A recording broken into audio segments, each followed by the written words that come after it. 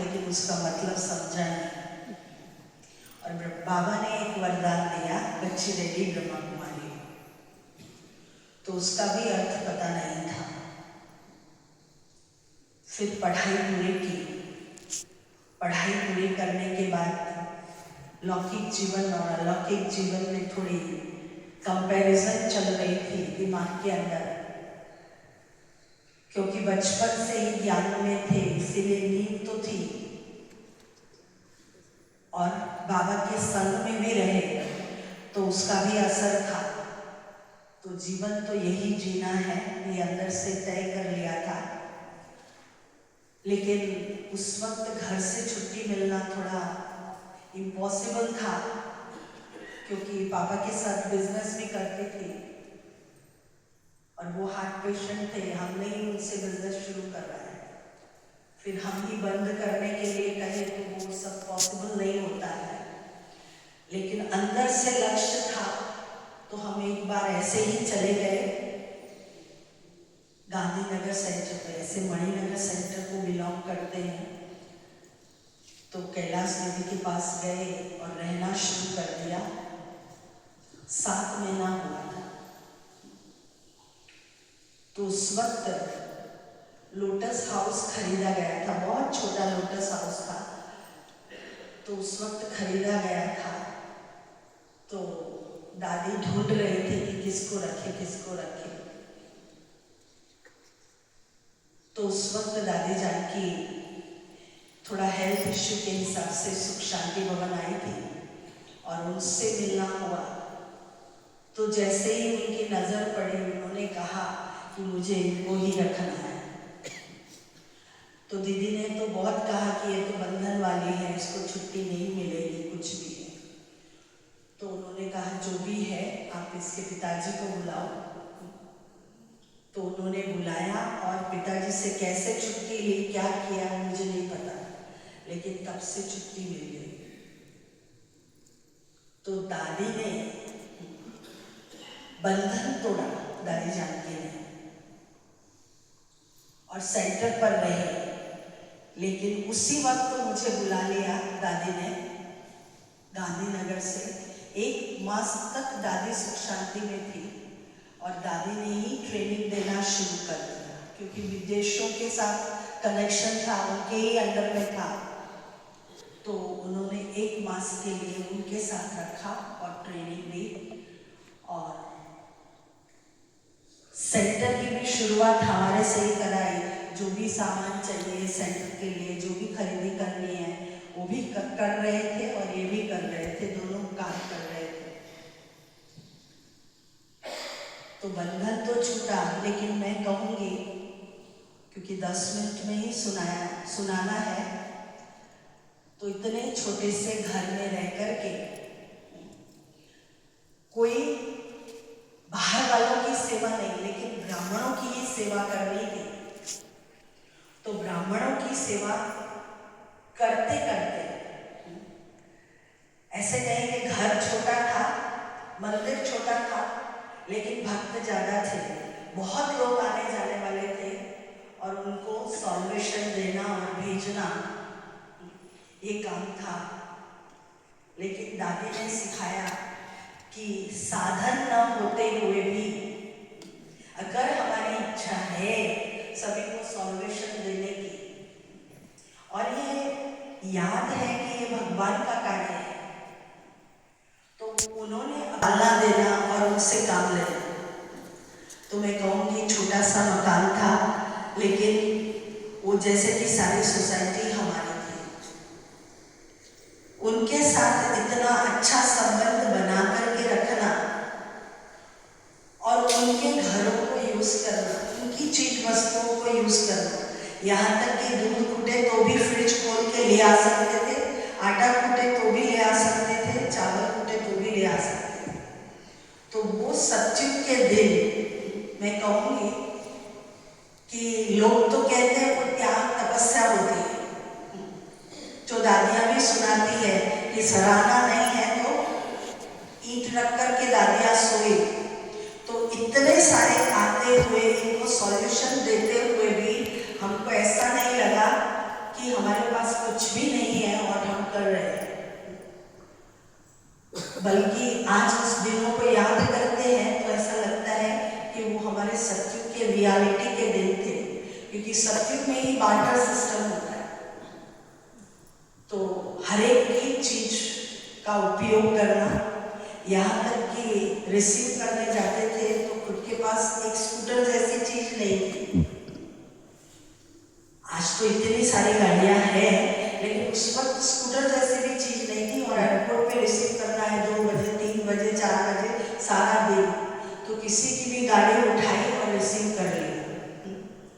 तो एयरपोर्ट पे बल्कि मुझे कहते थे आपके पास कितनी गाड़ियां हैं, तो हंसी आती थी कि है कुछ भी नहीं। जो दादी बोलती है ना, पॉकेट में पैसा नहीं फिर भी सारे मुल्क का वही राजा। तो ऐसे था वो समय। तो मैं कहूँगी कि वहाँ से शुरू किया, आज बड़ा छोटा लोटस, फिर न्यू लोटस, डायमंड लोटस है, इतना विस्तार हुआ।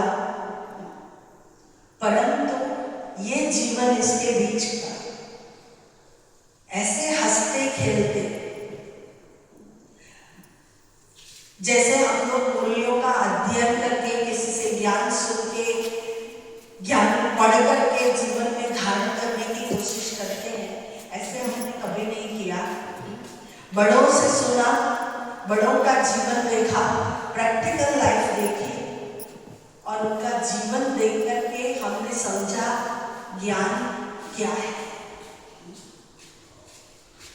तो उनकी जीवन कहानी पढ़ी, उनके जीवन को देखा, तो यज्ञ के हमारे जो भी बड़े हैं, जितनी भी दादियाँ हैं, उनके करीब रहने का मौका मिला, उनके जीवन को देखने का मौका मिला, ज्ञान को अच्छे से समझने का मौका मिला।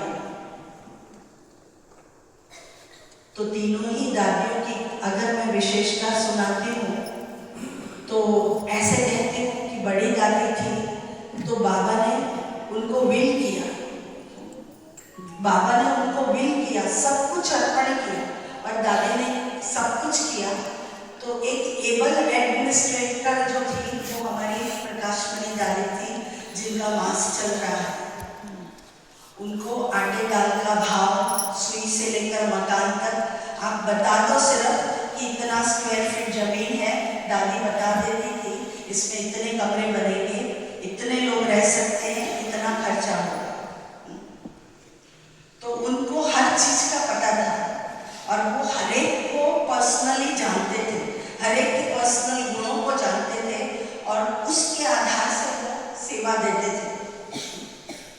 तो वो बाबा की ब्लेसिंग्स थी उनके ऊपर, बाबा ने हर चीज उनको विल की थी। लेकिन मैं जानकी दादी को देखा बहुत करीब से, उन्होंने एक एक चीज अपनी मेहनत से कमाई हुई है। बाबा से जैसे पुरुषार्थ कर कर वो चीज को प्राप्त किया है। तो हम भी, भले हमारे में कुछ भी ना हो,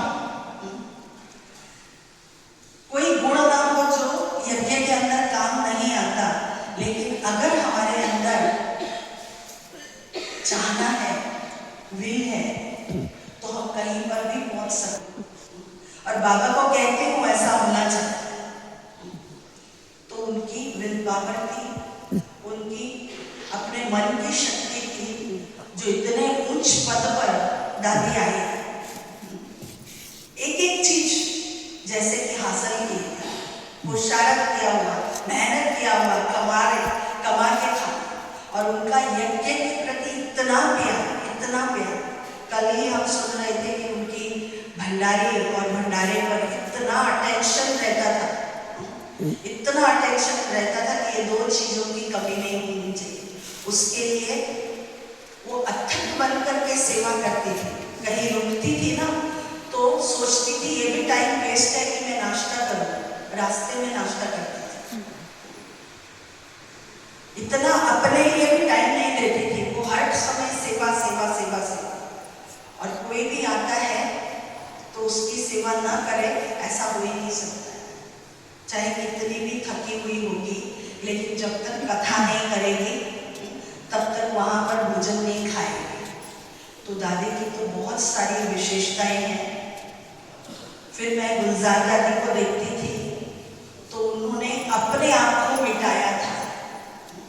मैंपन को जिसने पूरा गलाया था कि मैं गुलजार हूँ, उसको पूरा समर्पित कर दिया था। ये बाबा का रथ है। तो इस रथ से वही होना चाहिए जो बाबा जीवन में करते।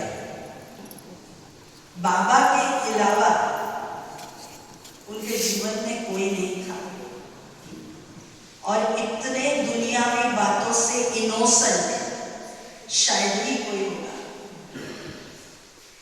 यज्ञ ही उनका संसार था। यज्ञ से जो सीखा वही संसार था। बाहर की कोई भी बात, दुनिया की कोई भी बात उनके जीवन में नहीं थी। तो पूरा मैंपन को गला दिया था दादी ने। इसीलिए लोग भी उनको देख करके क्या बोलते हैं, ये बाबा वाली दादी है। अगर आपने उनके क्लास भी सुने होंगे ना, तो अव्यक्त वाणी से ही उनके क्लास होते थे। जो बाबा बोले हैं वही सुनाते थे, अपना कुछ नहीं सुना। और उनको जीवन में यही था कि यज्ञ के सब वत्सों को खुश देखना है और खुशी बांटनी है। इतनी बड़ी दादी थी, लेकिन हमने उनको देखा एक अज्ञानी से भी मिलती थी तो कैसे पहला पाठ तो ऐसे ही पढ़ा देते थे, ऐसे ही पढ़ा देते थे। तो बाहर वालों को कैसे अपना बनाना, कैसे भगवान का दिया हुआ प्यार, सच्चा प्यार बांटना और वो सच्चे प्यार की अनुभूति कराना, वो दादी के जीवन में हमने देखा। तो सभी की अपनी अपनी विशेषताएं होती है। बाबा यज्ञ में उन विशेषताओं को यूज करता है। तो समय नहीं है, नहीं तो हमारे दादाएं भी है। तो इनका हमने शॉर्ट में जस्ट सुना दिया, लेकिन इनके जीवन के हर पन्ने को हमने बहुत प्यार से आगे से देखा है, अनुभव किया है। तो यही हमारे यज्ञ की सच्ची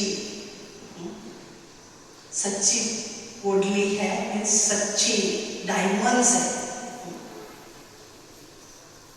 इनके जीवन को देख करके अगर हम चलते हैं तो हमारा जीवन भी डायमंड जैसा जरूर बनता है।